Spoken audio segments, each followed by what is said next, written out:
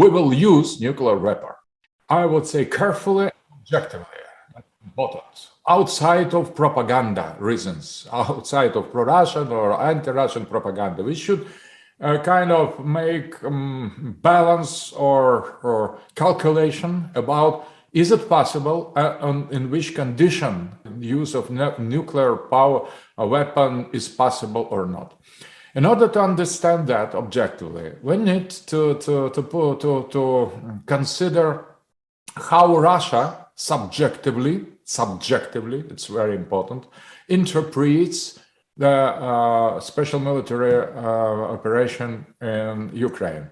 It is not about to acquire some additional territory or control over some new lands, as it could seem. That is just a part or just a consequence. For Russia, this conflict is to be or not to be, because we could not stop that. We could not lose that, because lose this campaign means for Russia to lose all, means to lose its position as the pole in multipolar world. So it is for us, I would say, for Kremlin and for Putin and for people to be or not to be. So it is not about some additional acquisition of amount of power. It is about to exist or not exist. And Putin has prevented the world that it is about that. So he will be put in the extreme situation. We will use nuclear weapon. If we will be going to lose.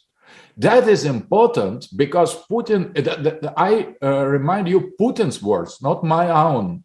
He insists, or he has said clearly some years ago, that if Russia will be put out the world, if Russia will be obliged to cease to exist, the world without Russia will not exist as well. Maybe you could consider that a threat. But it is so. It is to be or not to be, and conflict in Ukraine is for Russia to not to win or to lose, but to win or not exist or disappear. To win or disappear. That is the kind of frame where the possible decision of use the nuclear weapon should be put. And if we consider the Western attitude. So Ukraine, for sure, is creation of the West and the Western hegemony. And so on was created recently just with one mission: to harm Russia, to diminish, to limit its growth. So in the West, to lose this country, it is a loss, but not big. Russia doesn't threat NATO interested, NATO existence, European Union existence,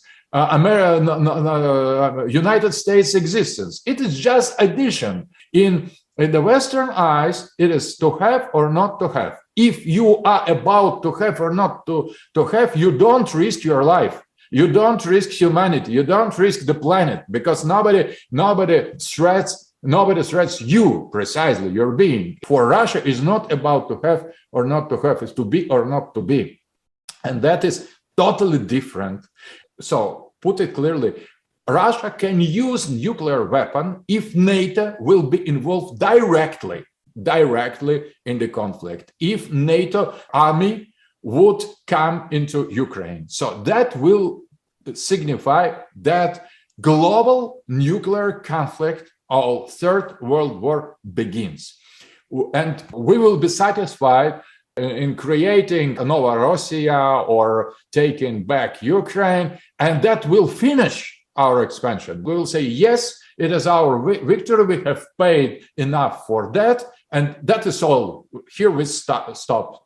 Before having control over half on Ukraine, we will not stop. But if NATO and United States will be out directly of the conflict, supporting Ukraine as they do, we will not use nuclear weapon. And there is no reason at all to provoke us using it or use them themselves for the West. That is purely, I would say, objective, realistic evaluation of is it possible or not.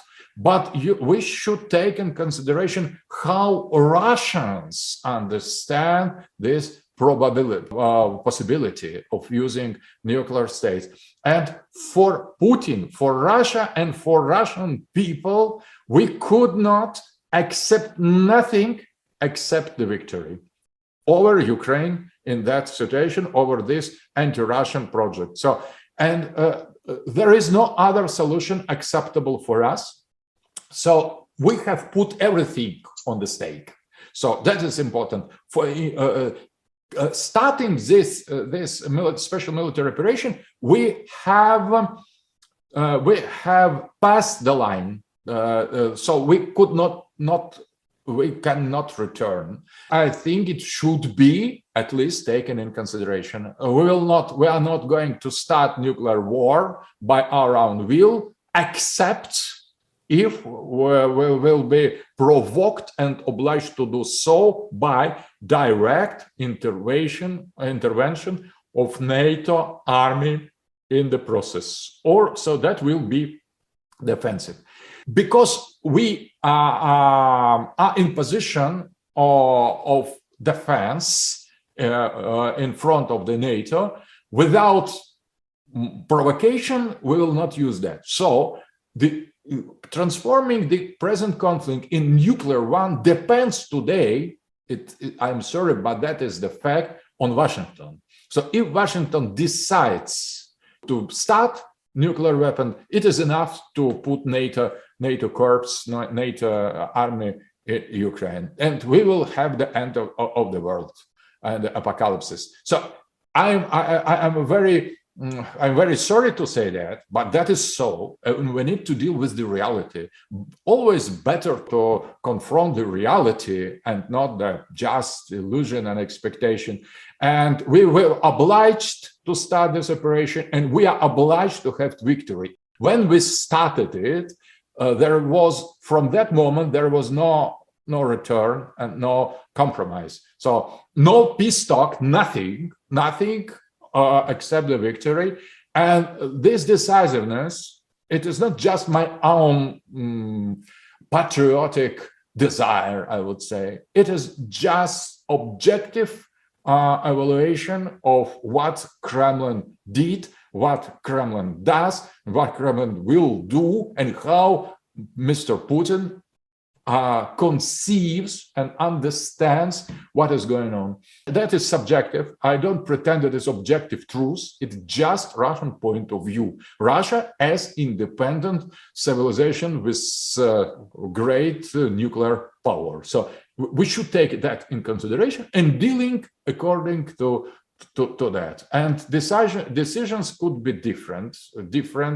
We don't try to impose our will on nobody, but the world should understand how ourselves, Russians, see the situation.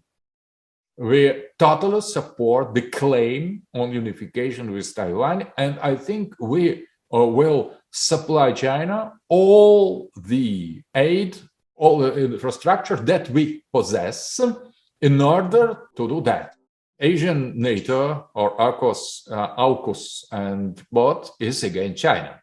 It is already done. It is not about guessing what it can it be made in future. It is already done. So we are dealing with that. That is against China. And I think that now the most important point in dealing with NATO expansion in Europe against Russia and creating of equivalent of NATO in Asia, it is precisely the alliance of Russia and China as a kind of decisive and main element for multipolarity. So I think that Russia, on the strategical level, should give to China total support dealing with Quad and AUKUS. Totally.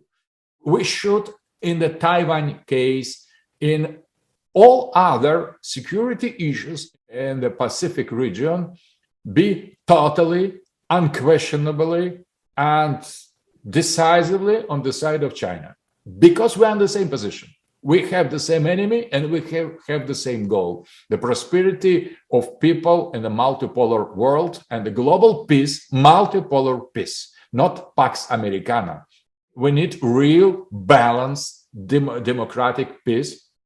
And for that reason, I think that we should be ready to give to China all support, military, strategically, and weapons support, in nuclear support, in all elements dealing with these threat to China in Pacific.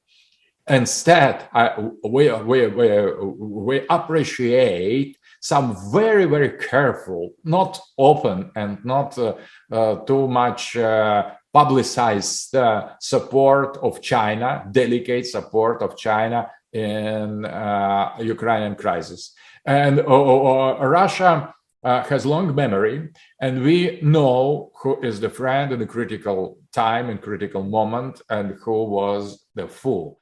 So our position of Russia is very clear here. So Taiwan is China, and we recognize the sovereignty of continental China over this island. We totally support the claim on unification with Taiwan, and I think we will supply China all the aid, all the infrastructure that we possess in order to do that. So we are in more or less in the same position with Ukraine, with Taiwan. So something was taken from us by in the moment of weakness, of our historical weakness, by power or by force, by lie, by trick. And we were tricked and we were obliged to deal with such a loss because we were weak. And now we are going stronger. We are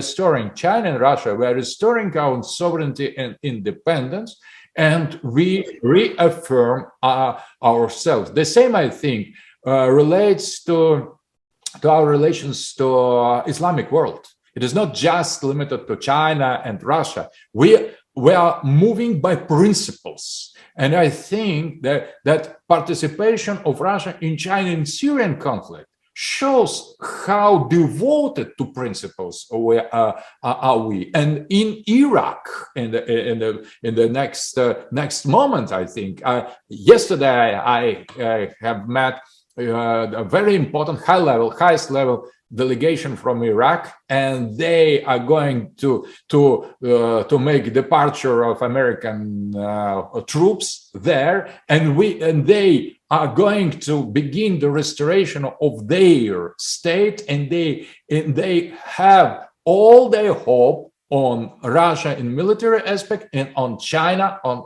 financial economical aspect. So we remake the world, and we are going with China to re-establish the dignity and independence of Islamic world, Islamic civilization. But in order to do that, we should solve some domestic problem with Taiwan and with Ukraine. We understand because we are fighting for principles, not only for national interests. It's not about nation. It is about civilization state. And we could, from that, deduce our future mutual relations in front of these some regional problems, not only in Ukraine or in Taiwan, as well. Our support to Islamic civilization from Morocco to Indonesia. We have the same relations. We need to prosper and to be independent in becoming independent civilization state or some sub-civilization alliance of sub-civilization states. It is in our plans. We have seriously decided to remake the world on the multipolar scheme, and all concrete regional issues, they form the whole spectrum of our fight against hegemony and unipolarity, wherever it appears. Wherever there is United States globalist imperialist hegemony, we should fight that. In Ukraine, in Taiwan, in Middle East, in Syria and Libya, everywhere, in Europe. So that is about the alternative world vision, and the majority of world population is on our side. It is not on the informational level, in the network, and some economic and cultural elements. It seems that they have already won. It is not that. So it is just a great fight, ongoing fight about the future. And so Taiwan is for us as important, I would say, Chinese Taiwan, continental control Taiwan is as important as Ukraine. You could not imagine how linked these issues are in our eyes, because for us, they are the examples of real multipolarity and the victory over unipolarity.